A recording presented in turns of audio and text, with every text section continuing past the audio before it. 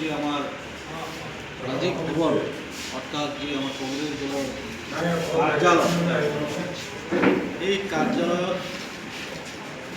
তদন্ত করা মন্ডল কংগ্রেস কমিটির উদ্যোগত আয়োজন করা কংগ্রেস দলের যে বিশেষ কর্মী সভা, সেই সভাত উপস্থিত আমার বঙাইগাঁও জিলার আটাইতকৈ জ্যেষ্ঠ নেতা তথা বঙাইগাঁও জিলা কংগ্রেসের প্রাক্তন সভাপতি, অসম প্রদেশ কংগ্রেস কমিটির কার্যনির্বাহক সদস্য আবুল কাসেম ডাঙরিয়া, আমার মাজত উপস্থিত আমার বঙাইগাঁও জিলা কংগ্রেসের জ্যেষ্ঠ উপসভাপতি নুরুল ইসলাম ডাঙরিয়া, মঞ্চত উপস্থিত আমার গোজামলি ব্লক কংগ্রেসের উপসভাপতি শফিকুল ইসলাম ডাঙরিয়া, আমার চলন্তপাড়া মন্ডল কংগ্রেসের সম্মানীয় সভাপতি মহাশয়, মঞ্চত উপস্থিত আমার মহিলা কংগ্রেসের গোজামলি ব্লকের প্রাক্তন সভানেত্রী এনাবাইদ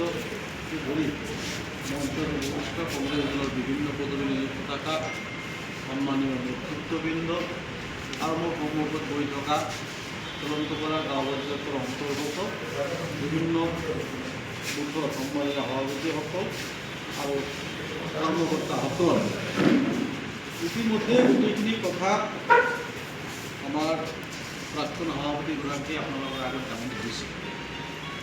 আজি আচলতে আমি আহিছোঁ বিশেষ এটা কাৰণত, যিহেতু সন্মুখত নিৰ্বাচন, সেই নিৰ্বাচনৰ লগত সংগতি ৰাখি আজি আপোনালোকৰ মাজত আহিছোঁ।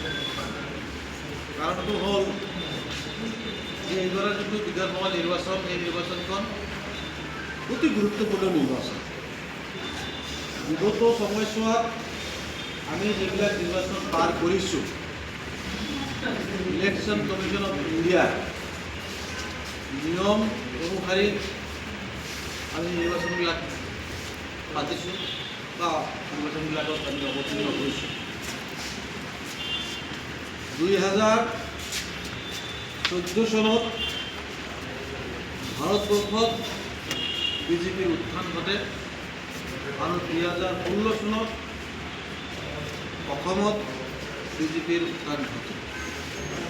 আমি 2016 চনৰ পৰা যদি আজি 2026 অৰ্থাৎ আমাৰ 10 বছৰ বিজেপিৰ কাৰ্যকাল চালোঁ, আৰু তাৰ আগতো আমি কংগ্ৰেছৰ আমাৰ প্ৰয়াত মুখ্যমন্ত্ৰী তৰুণ গগৈদেৱৰ নেতৃত্বত 15 বছৰ সম্পূৰ্ণ চালোঁ।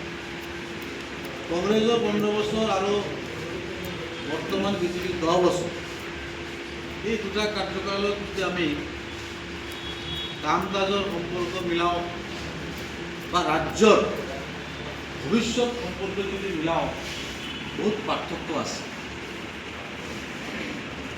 এই চৰকাৰখনে কেৱল দাবী দখল কৰাৰ কাৰণেহে নিৰ্বাচন খেলে।